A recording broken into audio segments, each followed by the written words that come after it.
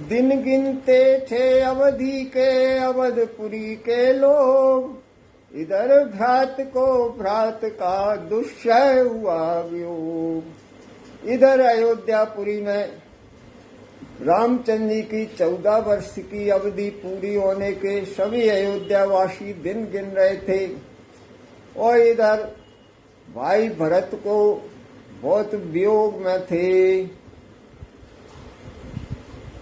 बिखर रहे हैं केश सब है शरीर बेहाल, सोच रहा है हृदय में कैकेयी का लाल। भरत जी के सभी केश बिखर रहे हैं और शरीर बेहाल हो रहा है, और अपने मन हृदय में कैकेयी के पुत्र भरत जी क्या सोच रहे हैं। हे मन संयोग समय आया, अब नहीं वियोग सहोगे तुम, मस्तिष्क खुशी का दिन आया, अब भी विक्षिप्त रहोगे तुम। रघुराई का आना सुनकर पांव कब दौड़े जाओगे, हे हाथों कब उन चरणों की सेवा का लाभ उठाओगे। भरत जी सोचते हैं, हे मन, कब तक तुम यह वियोग सहोगे। भगवान का आना सुनकर अपने पैरों से कहते हैं तुम कब दौड़े जाओगे, और अपने हाथों से कहते हैं कि तुम कब प्रभु की सेवा का लाभ उठाओगे। इतने में गिरने लगी नैनों से जलधार, मन ही मन देने लगे अपने को धिक्कार।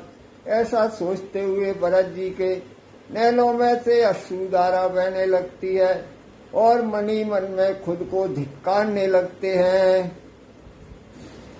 सोचते हैं, सोचा जिसकी माँ हठ पूर्वक छोटे को राज्य दिलाती है, दासी की बातों में आकर अग्रज को बन भिजवाती है। सोचते हैं कि मैं कितना दुर्भाग्यशाली हूँ जिसकी माँ हठ पूर्वक छोटे को राज्य दिलाती है और दासी की बातों में आकर के और बड़े भाई को वन भिजवाती है।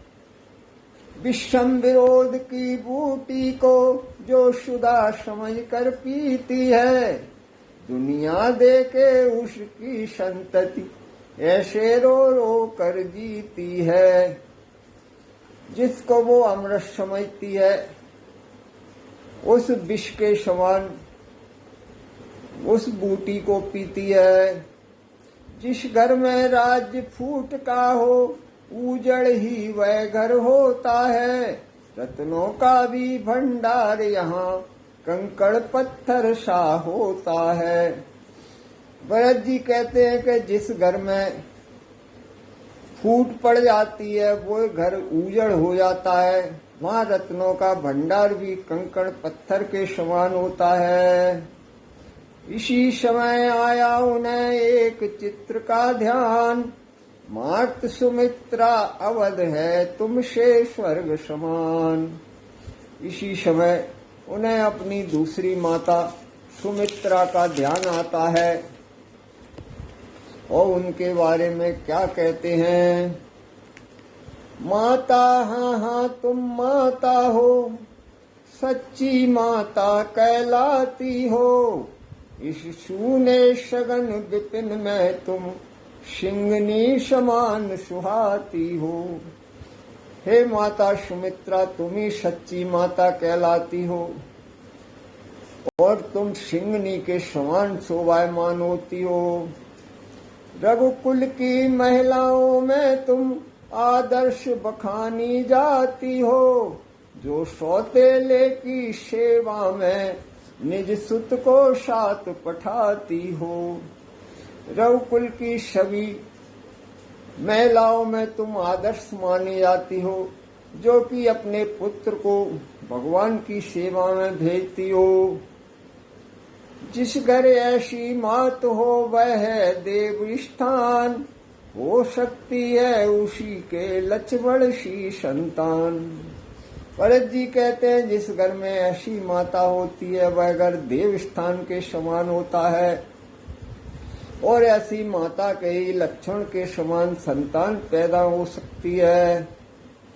अब लक्ष्मण के बारे में कहते हैं, लक्ष्मण तू सच्चा भाई है, भाईपन हो तो ऐसा हो, 14 वर्षों के तप वाला नर जीवन हो तो ऐसा हो।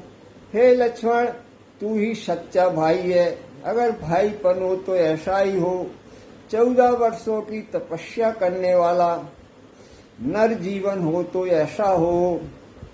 तू वह है बन के कांटों को फूंकों से जो कि उड़ाता है, भाई की सेवा के पथ में आंखों को हर रोज बिछाता है। हे भाई, तू वह है जो कि बन के कांटों को फूंकों से प्रतिदिन उड़ाता है और अपने भाई के रास्ते पर अपनी आंखों को हर रोज बिछाता है। सुन चुका भरत निज कानों से, रण में तुझ पर बीती थी जो, मेरे विचार से जीवन था, तेरे वह शक्ति लगी थी जो। हे लक्ष्मण, भरत अपने कानों से भी सुन चुका है कि तुझ पर जो बीती थी, मेरे विचार से तो वो तेरा जो शक्ति लगी थी वही तेरे सच्चे जीवन का उद्देश्य था। इसलिए अनुज है धन्य तुझे, तूने वीरोचित कर्म किया, संसार सदा शिक्षा लेगा, पालन ऐसा सदकर्म किया। हे भाई, तू धन्य है, तूने वीरोचित कर्म किया है, संसार तुझसे सदा शिक्षा लेगा, तूने ऐसा हमेशा सत्कर्म किया है। पर मैंने हाय जन्म लेकर इस जग में कौन भलाई की, एकांत तपस्या की लेकिन सेवा क्या की रघुराई की। पर मैंने इस पृथ्वी पर जन्म लेकर इस संसार में क्या भलाई का काम किया है, एकांत में बैठकर तपस्या की है, मैंने कोई सेवा नहीं की। अब भी मनवा हो या सचेत, किस दिन को कर्म क्षेत्र यह है, मत इस बार चूकना मत भाई, जब तुम पर दिव्य नेत्र है यह। भरत जी कहते हैं, मन अभी भी सचेत हो जा, क्योंकि ये कर्म क्षेत्र है, इस बार तू चूकना मती। योगी की भांति देह तज कर आत्मा के तार मिलाने हैं, आराध्य देव के चरणों में प्राणों के फूल चढ़ाने हैं। हे मन, अगर भगवान अपनी अवधि में नहीं आते हैं तो अपन प्राण तज के और अपने प्राणों के श्री भगवान के चरणों में फूल चढ़ाने हैं। 14 वर्षों की अवधि बिता यदि नाथ अवध में आएंगे, तो इस शरीर को छोड़ प्राण उनके चरणों में जाएंगे। अगर 14 वर्षों की अवधि बीतने के बाद भी श्री राम जी अयोध्यापुरी नहीं आते हैं, तो मेरे प्राण इस शरीर को छोड़ करके और उनके प्राणों में जाएंगे। ऐसी ही अटब ठानी है, यही अभिलाष जग रही है, हे हृदय बलिष्ठ बने रहना, प्राणों की होड़ लग रही है। भरत जी कहते हैं, अब मैंने ऐसी हट ठानी है और मेरी इच्छा भी ऐसी जग रही है, हे हृदय तुम भी मजबूत बने रहना, क्योंकि मुझे प्राण त्यागना है। प्राणों को रख रही थी जब यह अंतिम टेक, तभी वहां पर आ गया बूढ़ा ब्राह्मण एक। ऐसे भरत जी अपने प्राण देने की सोच रहे थे, तभी वहां पर एक बूढ़ा ब्राह्मण आ जाता है।